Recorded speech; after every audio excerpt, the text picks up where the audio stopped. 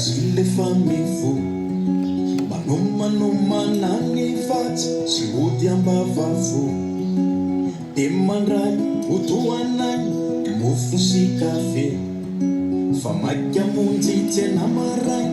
eny Anosibe Brasilia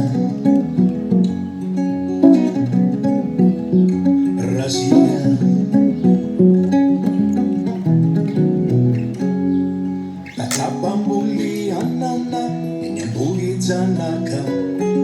izay no amelomany rehefaly amanjanaka dia miainga maraina be mandeha tongotra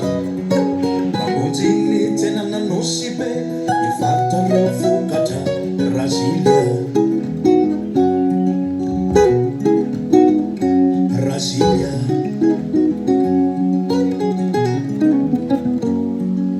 efa miandry eny an-toerana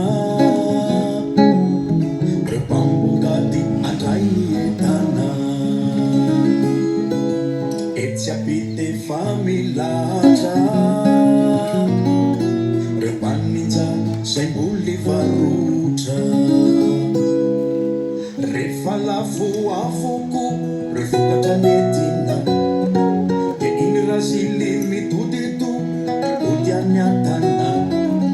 fa mbola maika ny amonjy reo asa mandrara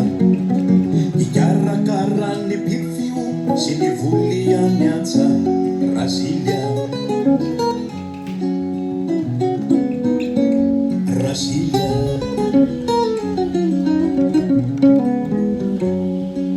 Timba mahalala reraka Timba matsiaro fizaka tsy mitaray tana miempaka fa aby ny fiainana tsy maintsy miezaka